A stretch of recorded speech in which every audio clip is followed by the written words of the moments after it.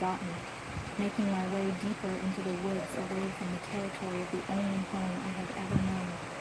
With every step that I took, I could feel my heartbeat beginning to escalate. I swung the box I held casually, pretending that I wasn't bothered, but the feeling became so intense that it was basically weighing on me as though somebody had simultaneously dropped the various brakes on my shoulders. It's just your imagination.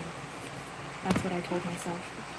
After all, it was dark, and I was all alone save for the baby. Of course, my mind will begin to play silly tricks on me. Soon enough, I realized that my mind wasn't playing any tricks on me at all. Somebody was following me. They would have succeeded in getting to me, crawling from the corners of the bushes and moving with the lightness of a mouse before they were right behind my back, and I wouldn't be able to kick them off. But the mistake that one of them made was stepping on an extremely dry branch. Now, since I was already feeling extremely alert, I turned around at that very instant and locked eyes with another pair that was gazing at me with a hungry look.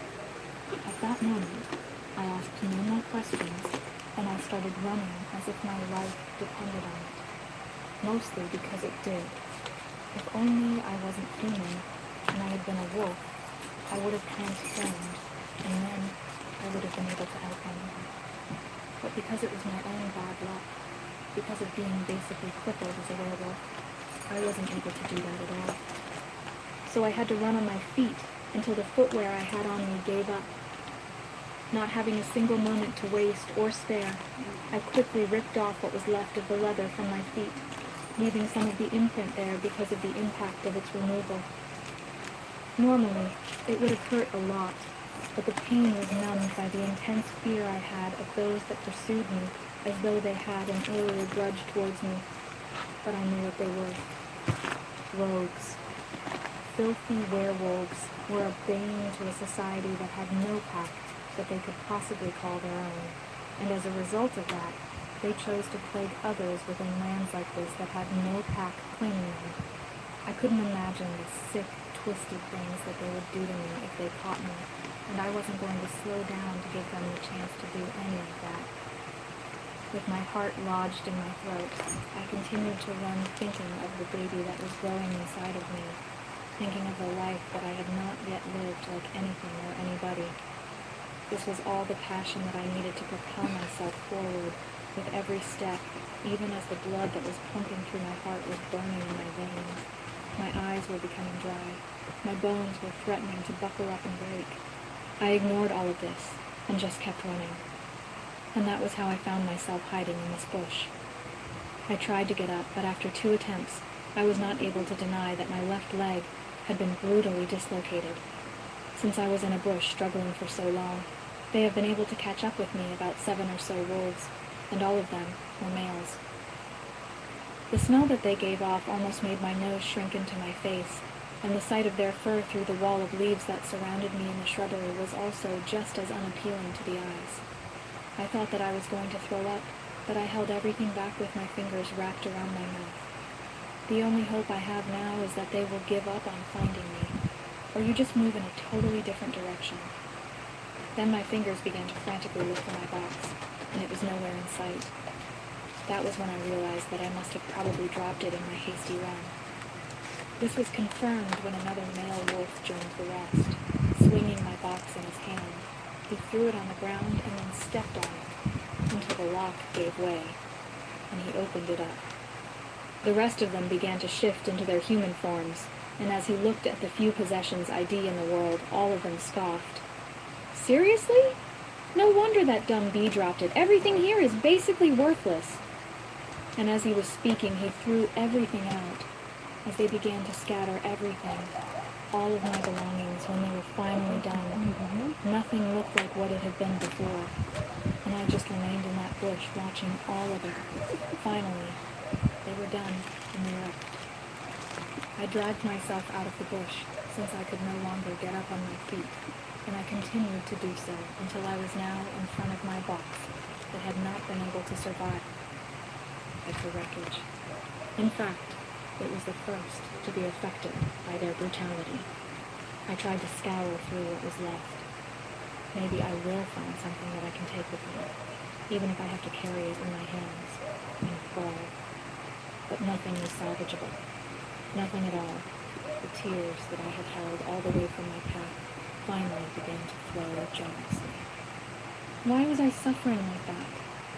I just wanted a new life for my baby and I, in a place where we were not threatened, and I had not even been able to get away for more than 2 hours before everything started going downhill again.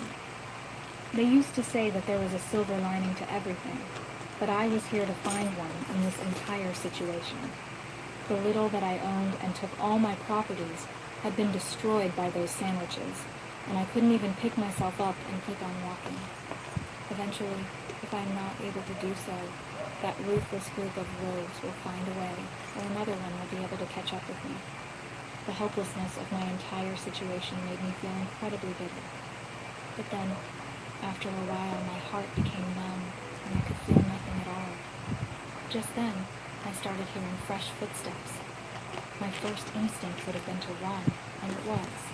But unfortunately, one of my legs was dislocated, and even thinking of getting up sent a wave of pain across my entire body.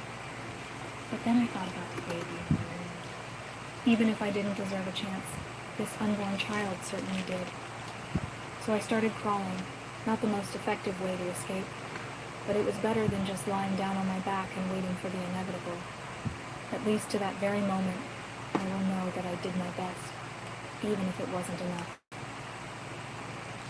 The impact of the dislocation was so bad that just crawling like that, putting too much pressure on my left leg, still left me crying. But it didn't stop me, especially as the footsteps were getting louder. I told you I smelled her around, that little bitch. A bitter smile covered my face and I lost consciousness.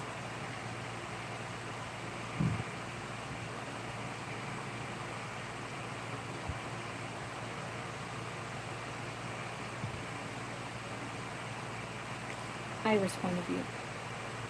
After losing consciousness, I fell into a deep, troubled dream. Everything about it was so terribly vivid that by the time I woke up I was shuddering from my head down to my toes, and sweat was dripping all over my body. In my dream, I was strapped tightly to this metallic bed by a bunch of strangers, and stepping out of the darkness in a room that was really lit up by a single light bulb was Chantel. "I told you to leave," she said in a crisp, heartless voice. "I warned you that I wouldn't hesitate in getting my hands dirty if that was what it meant, protecting what belongs to me, but you didn't listen." Her eyes were over to my rising belly, and immediately my mind was flooded with all the horrible things that she could be thinking about. I struggled and wrenched against my restraints. "Please spare my baby," I cried at the top of my voice so loudly that I thought that I would tear off my own eardrums. The child has done nothing wrong. I was crying and begging. Then she just slapped me across the face with so much force that I was stunned and speechless, and then looking at my face as he had begun to run down with the bruise that painted my cheeks.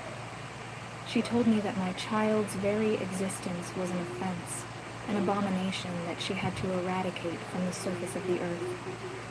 I finally regained myself and started trying to beg her, because there was nothing else that I could do with all the leather straps that were covering my body and holding down. Next, she dragged me on top of a table, and on top of it were different sharp, torture-looking devices. My eyes bulged so much that they were moments away from jumping right out of their sockets when I saw this, and she just laughed bitterly at my pain. I am very sure that she despised me, but I didn't think that she would go this far. I closed my eyes as she went to work. My screams became so loud that at some point it just faded into the background, and I was disconnected from my body. At some point, I stopped struggling against the restraints. I had lost all the strength to do so, and just lay there completely less emotionally. And the last thing I remembered was the sight of blood everywhere. So much blood that I wondered if it was coming from me alone. This was when I woke up, screaming at the top of my voice all of a sudden, and my fingers reaching out from my belly, protectively expecting the restraints to pull me back. But strangely enough, my hands were free, and so were my legs, and all the injuries that I had sustained or thought that I had for the past couple of minutes were completely gone. It was indeed just a dream, and my baby and I were safe. Or maybe it was a little too early to conclude that we were safe.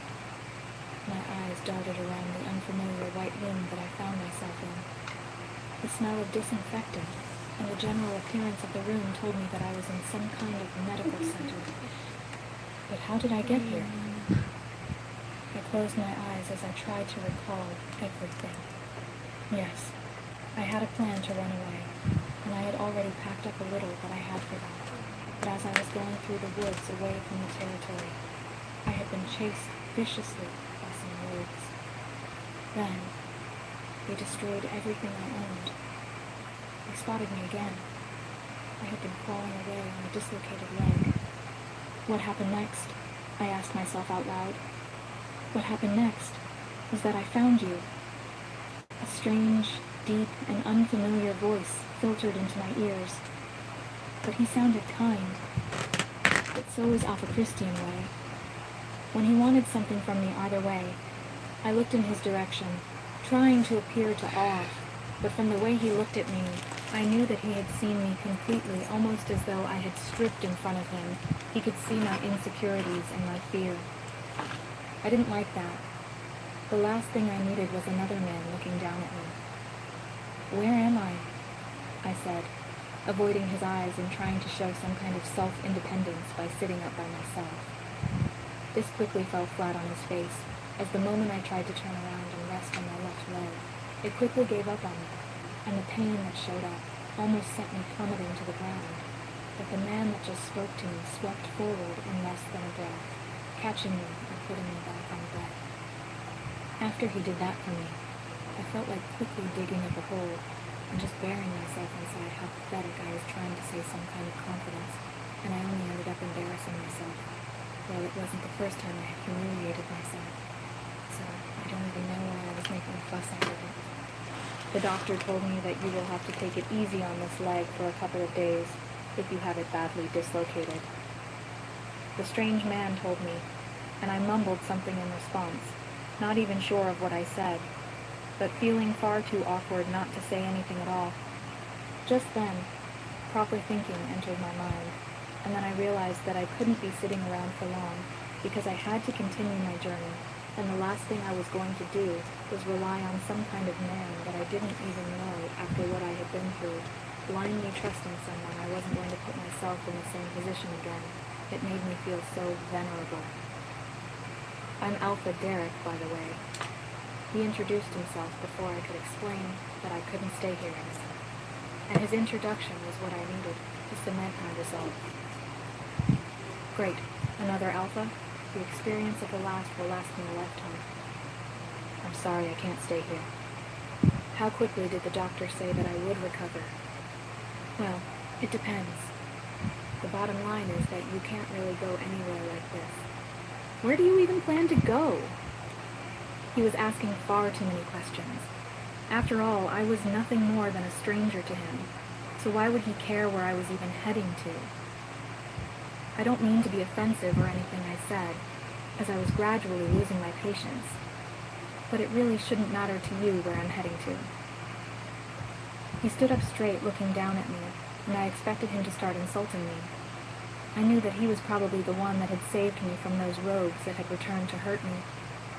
After all, in the situation that I was in, I wouldn't have been able to protect myself, much less the baby, which was even why I was having this conversation with him at all. If not, I wouldn't even see any reason to answer any of his questions that he kept throwing at me. "I know that it is none of my business," he said strangely, not sounding angry. "But then I can't just look away when a helpless woman is battling to survive by herself, especially with a baby coming." I felt like something had struck inside of me when he mentioned the baby, and I looked at him with my eyes flaming. If I could stand up on my own 2 feet right now, I would have done so, looking at him, telling him straight to his face that I didn't need his help. However, the fact that I couldn't even stand up to say what I wanted was strangely humiliating. How was I supposed to be able to protect my baby? I looked away from his face. It was as handsome and attractive as it was. It didn't hold a candle to Alpha Christian. I almost felt like slapping myself right across the face when I had that thought. This was a man that had basically told me to my face to abort the child that both of us had, and now I was thinking about how handsome he was. Who cares at this point anyway? What matters now is my baby and the parents. And at this point, I couldn't even get up to run if I wanted to, and even if I recovered, I had nothing on me. The little that I had on had been destroyed by those wolves, and I had looked through everything.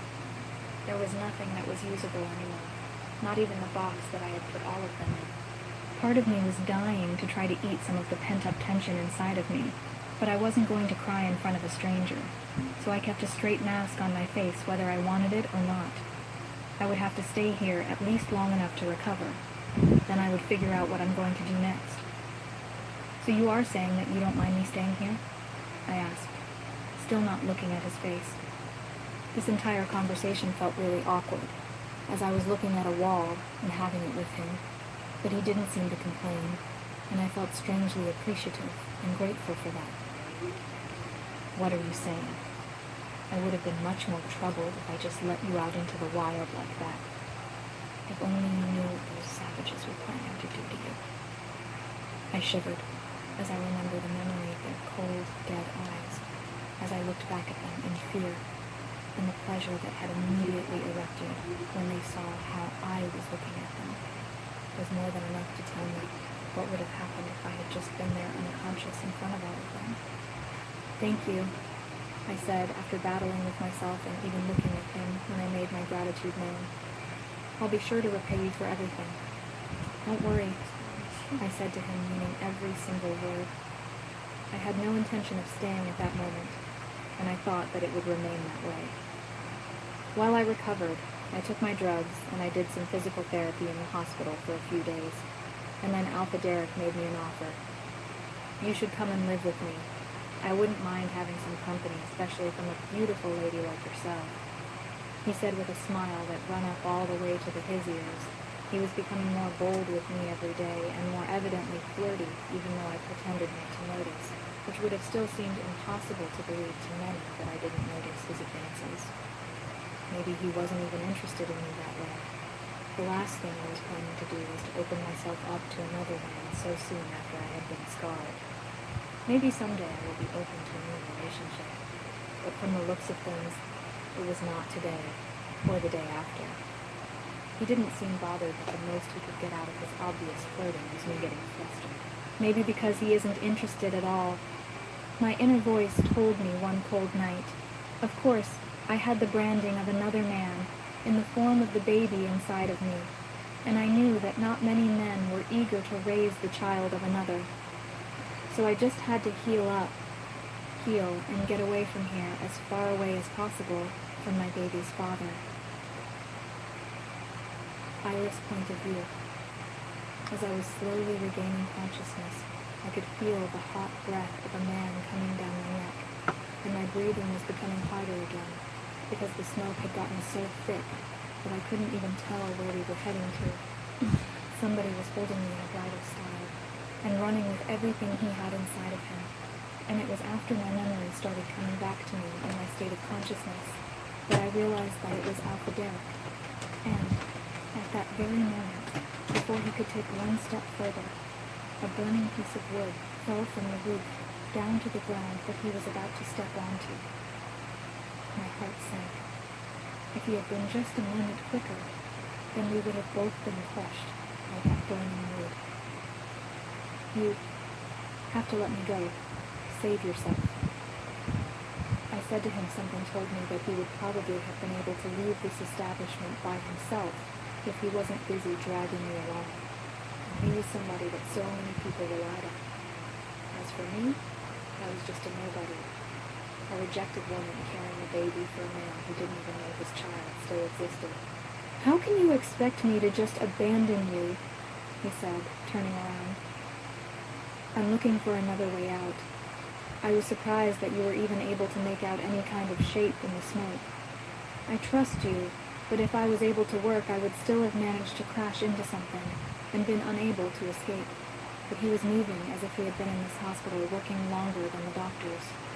If you are not worried about yourself, then at least think about the baby. His words drove into me like a sword. I could feel familiar guilt coming up and gripping me by my neck tightly, and then the voice reminded me that I was a selfish mother, a terrible mother, that had never been able to protect her baby. Instead, I had been working towards the baby's death. That night that I was packing up to leave, I had told myself that I would give everything I had for my baby to be born, and then live a life that was nothing slightly like mine. My chest became tight, not because of the smoke alone, but with the realization that I had not been able to do that, even once. I had never been able to live up to that promise, so since I couldn't help, I just closed my mouth as the alpha continued to struggle with my weight while trying to escape the burning inferno. I closed my eyes and hoped with everything in my heart that we would escape this. After all, there was nothing else I could do. Even if he dropped me and asked me to run by myself, I couldn't even stand up on my own 2 feet. All of these things reminded me of how pathetic I was, until I felt sick down to my stomach and I could barely breathe. I was beginning to lose hope that we were going to escape this when all of a sudden, he burst through a back door and dropped me gently on the ground as he patted a small flame on his leg until it had died down completely. It had not been able to eat through his clothes, thankfully, and he had noticed it just in time. I looked at his side, and I saw the entire building going into flames as the fire department was battling to quench the flames, but I doubted that much would be recovered out of the clinic. Soon enough, I had clothes wrapped around me, and I was sitting by a tree. The paramedics took a look at me, then they said that I looked fine enough, and luckily, I didn't have any burns. Since I was pregnant, I would probably still need to go to the hospital later on for a checkup on the baby's health. As everyone else was busy helping and leading others away from the burning clinic, I felt tears beginning to brush down my face. I couldn't believe that I was so terrible at being a mother. My child has not even come into the world yet, and I have not been able to do anything beneficial for the poor thing. How was I supposed to raise him or her? Tears had begun to gather around my eyes until they started rolling down my cheeks generously. I tried wiping them off with the blanket that I had been given, but at some point they became so soaked that I gave up and allowed it to run down my face until it was touching my ear. Just then I felt a soft handkerchief dab on my cheek, and I looked up to see Alfred Derrick wearing a concerned expression on his face. I quickly tried to wipe away the tears that were running down my face like a waterfall, but before I could do it, he held my hand and placed it back in my lap. Then he asked me why I was crying. Surprise immediately flooded me, despite how kind he has been to me since we met. I was still expecting him to eventually act like every other person I have ever known in my entire life, yelling at me and blaming me, just as well as I was blaming myself. But strangely enough, his eyes were filled with concern for me instead of justified anger and frustration. For some reason, his kindness hurt me worse than any other blade could ever have. Maybe because it was the first time that someone showed it to me so generously, when normally every other person I had known would get angry at the slightest mistake I made. I almost killed the 2 of us, and my baby too. He sat next to me on the bare grass looking confused. Then he told me that he couldn't remember anything like that. After he said that, I gritted my teeth and told him that I had been nothing but a liability back there. If it wasn't for me, then he would have definitely made it out safely. And it was just by sheer luck that both of us had not died definitely. But your leg was injured. How on earth would you have been able to run by yourself? Logically, what he said made perfect sense. How could I have been able to run all by myself when I was heavily pregnant, buried in the depths of the smoke, and with an injured leg, too? But my heart couldn't listen to logic at all. All I could feel was pain, guilt, and sympathetic. He patted me on my back and told me that I had done it as much as I could, managing to get from my room with an injured leg. I wiped away my tears and looked at him, and I saw that he was sincere in what he said, and then he told me not to underestimate myself. He said that from the moment he saw me, he knew that I was definitely capable of amazing things. If only he knew that I didn't even have enough, then people wouldn't say that was all. It was a secret that I was keeping to myself from the moment I met him. I didn't want you to think that I was completely weak by admitting that I didn't have a will, but the tsunami of emotions that were rising inside of me didn't allow me to think at that moment, and so I blurted it out to him. I'm afraid that you are wrong about me. I don't even have a wolf. What use could I ever be to anyone? There was this deep silence that suddenly separated the two of us, and he gave me a blank, emotionless stare that honestly made me shiver. It was exactly how I expected an experienced killer to look right before the show of a dagger in their victim's chest, and I found myself shifting away from him. It was only after I had shifted up to a point that he reached out and held my waist. You can't be serious, he said, in the tone that someone would use when they were expecting the other person to throw their head back and admit that what they had just said earlier was a joke. He continued to press on for about 2 straight minutes, telling me that there was no way I could be serious about what I had just told him his entire life and never heard of somebody being without a wolf. There is a first time for everything, I guess, and you are looking at a perfect example. I expected him to be disgusted just the way people were mostly reacting when I told them that I didn't have a wolf. It was this insane abnormality that made them scratch their heads and deny what I had just told them with a straight face.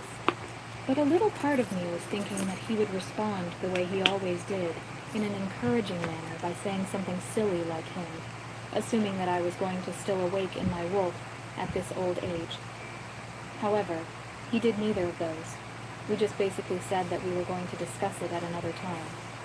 Then he added that there was something else that was far more important to be discussed right now, and that was where I was going to. He told me that he had already registered me in the most credible and affordable clinic in his pack, as he could not be spending much money on a stranger. I wonder if it was just my mind that was blowing up what was happening in front of me, but there was a way his demeanor immediately changed after I told him that I didn't have a wolf. It wasn't the usual way of people becoming utterly disgusted or completely passive-aggressive about it, but he seemed confused and lost. Also, he seemed a little bit impatient as he spoke to me. It wasn't filled with agitation or anger.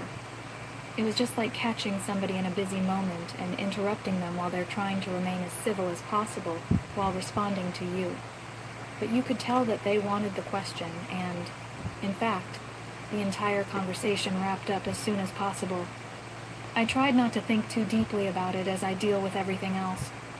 There was no need to always split hairs over every little thing. He asked me where I was going to stay now, and even though he didn't directly point towards his place, he made every other option seem completely impossible. There wasn't much choice for me. Anyway, I couldn't ask him to transfer me to another hospital, which was going to lead him to spending more money. And that was something that I had been calculating mentally since I had been getting my treatment. I had to figure out how I was going to pay him back the money. I was hoping that after I recovered fully, I would be able to get a job here with his permission, and after some time, when I had paid him what I owed, then I would be on my way until I felt like I was far away from my unborn baby's father. So I looked at him, my mouth becoming dry for a second until I bit my bottom lip and decided to just say what he wanted to hear. I was going to be putting myself in more debt unless I took this option. Okay, I'll stay with you, but can I ask for one more favor?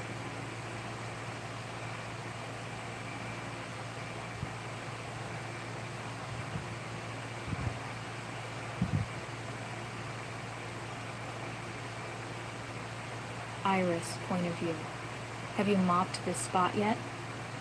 Gosh, you're hopeless. It doesn't look like it has even been touched at all.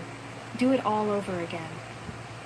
I could feel my entire face filling up with color looking at the older woman as she pointed her finger like a dagger towards the direction that I had already tended to with mopping, claiming that it was not sparkling well enough to prove that it had been mopped.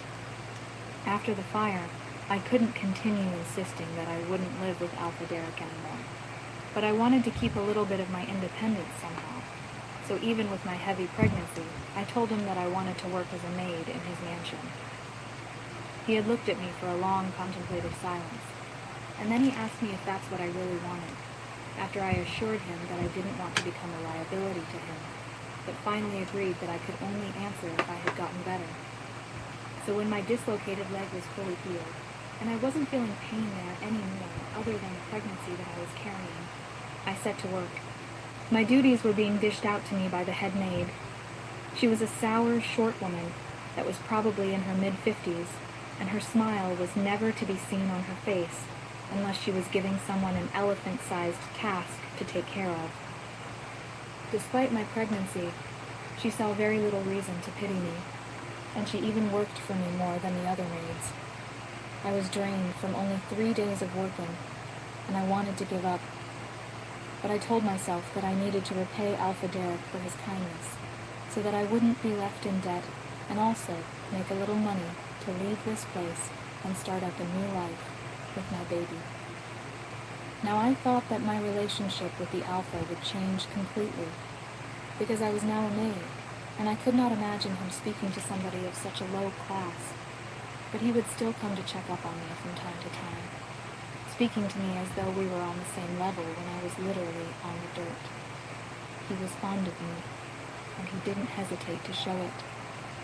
Maybe that was why the head maid despised me so much and wanted to make my life miserable. "What do you think you are doing?" she asked me, as she swiped her fingers across my face, flicking them to make the snapping sound. "I told you to mop that place again. It doesn't look good enough yet," she said, and then stumped away, saying that she was going to inspect my work by the time she returned, and so I went ahead to mop, sinking the stick and soaking up its hair with water. Then I had it splatter to the ground, starting my work all over again, even though it was already spotless, and I could see it. But I had learned that arguing with that woman was a waste of time. Half an hour passed, and I was done mopping the miniature hall that was used for holding parties in the mansion. As I was dragging my bucket away, she stepped back in again. "Just where do you think you are going?" She yelled at me from the top of her voice as if I had stolen something from her, and I just watched her with eyes as she marched towards me like somebody that was heading directly into the front lines of a battlefield with animosity and anger burning blazing high in her eyes. "I'm going to rest for a while," I said to her, but I was barely even done speaking before she swept her hands around, spreading it like a bird about to take flight, before she finally said in an irritated tone, "Just where are you going? Before you mop this place." I instantly felt my left eye twitching. This woman must be joking. She couldn't possibly be serious about what she just said, but from the way she shot her eyes at me like daggers, I could realize that she was actually very serious. "But I'm already done mopping," I almost cried out. But I managed to say it calmly.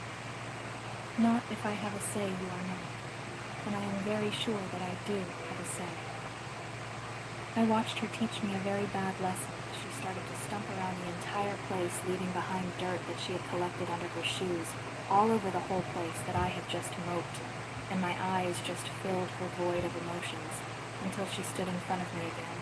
With them, she swept one of her hands across the entire place. "Can't you see it's filthy and disgusting? You are already leeching off our Alpha, so this is the very least that you can do." After she said it, I was literally shaking so much that the mop stick fell from my hand.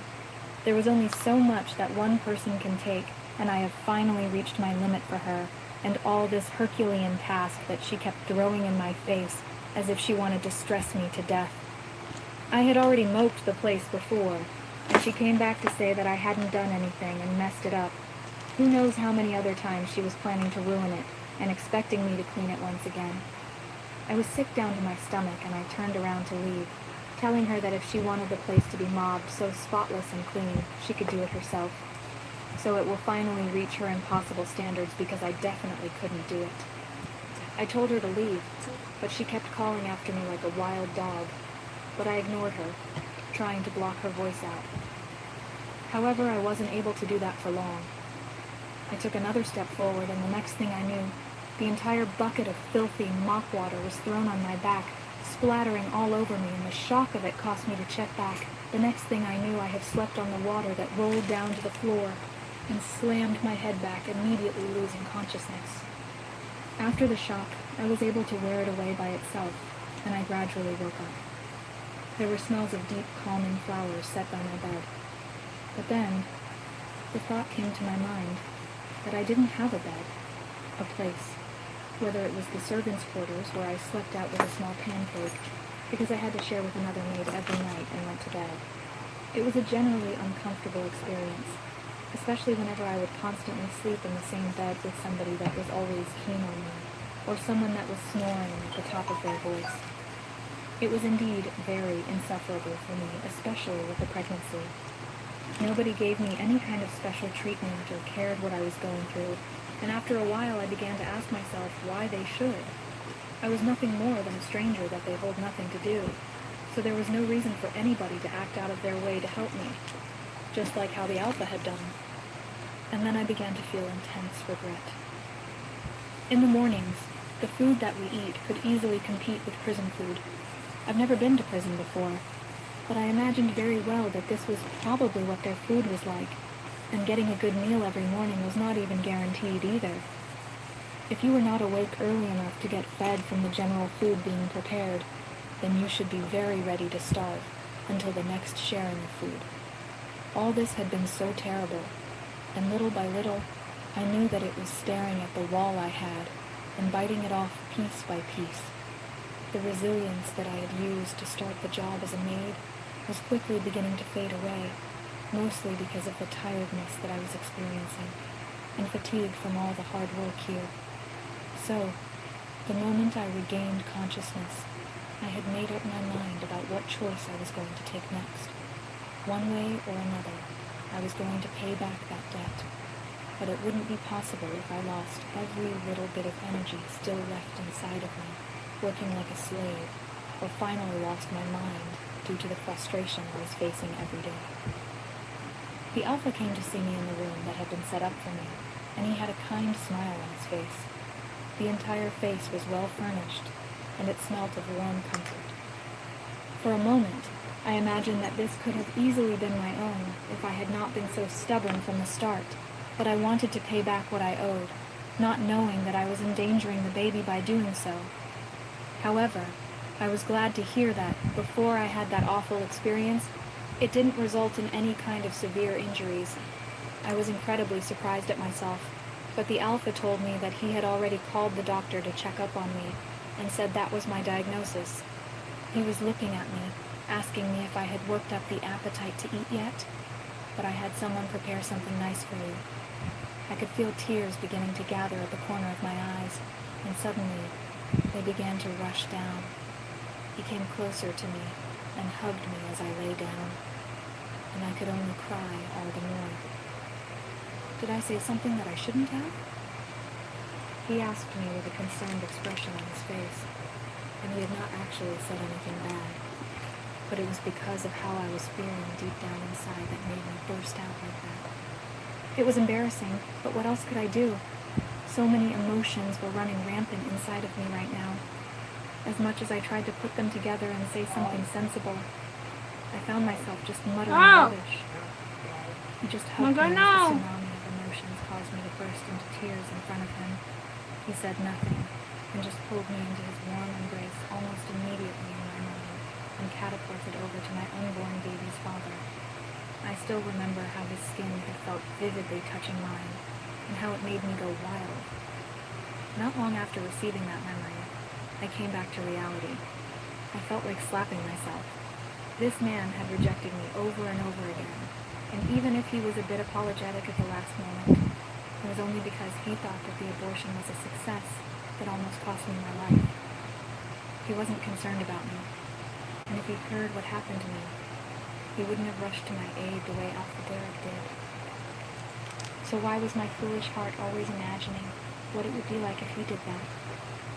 Why was this traitorous heart of mine still struggling to let him go when he had never even held on to me, even once? Alpha Derek, I don't think that I can work as a maid anymore. I would have Teka lang! continued to endure that horrible woman if that was what it took to pay back my debt. But it wasn't worth the risk of my Teka! baby's life. My unborn child is the most important thing to me, and even if it meant sacrificing my pride, I was ready to push it to the side, to give him or her what they needed, no matter what. Iris Poneglyph. I gazed up at the moon with an unexplained longing in my heart. Then I threw the blanket over myself, adding another layer on my body as I continued to gaze at the beautiful moon, while the night breeze brushed through the little parts of my skin that was not covered by the blanket, sending shivers down my spine. I wondered if I should just go back inside, and I thought that I could keep my chin up and stay for a while longer.